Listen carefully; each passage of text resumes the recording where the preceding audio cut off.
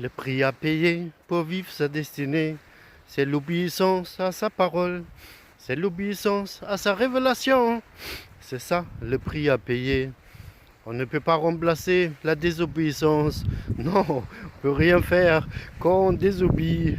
Il faut obéir à sa parole, ce que Dieu nous a dit ou révélé en esprit ou par des anges ou d'autres moyens qu'il a justement directement adressé à nous et pas par intermédiaire d'un être humain. Non, non, c'est ça, la destinée. Dieu s'adresse directement à vous et vous verrez comment il a préparé toutes choses déjà pour vous.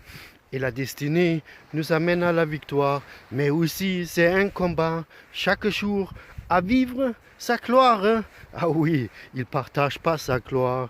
C'est lui qui veut justement voir en nous si on le craint et si on accepte sa sagesse, pas la sagesse du monde qui marche aussi dans le monde naturel, mais sa sagesse spirituelle. Et avec ça, justement, Joseph, il a réussi, et David aussi. Et si vous regardez aussi Jésus, comment il a résisté à l'attaque du diable quand il était rempli du Saint-Esprit pour vivre sa destinée jusqu'à la croix du calvaire. Mais il est venu tout de suite, le diable, pour le tenter. Et il a simplement répondu par la parole. Alors chaque vie, ce que nous avons en nous, la vie humaine ou la vie de Dieu, a ses facettes et ses couleurs pour vivre la joie ou non. La vie humaine nous permet de survivre et même l'intelligence naturelle permet de faire des grandes choses.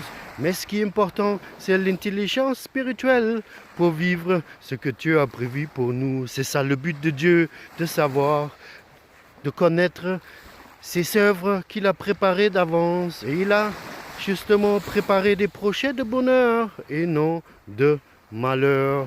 C'est ça ce qu'il a dit à Jérémie. Et regardez la vie de Paul, comment il a souffert.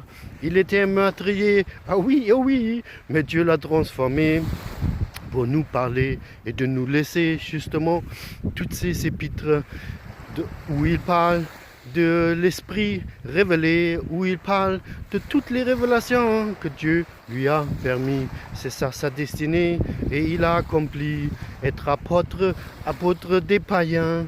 C'est ça sa vie, c'est ça sa vie. Il ne faut pas se donner les titres sans que Dieu a parlé. Frères et sœurs, la destinée, rentrez dans votre destinée, vivez votre destinée, découvrez votre destinée. Dieu va vous aider à vous libérer.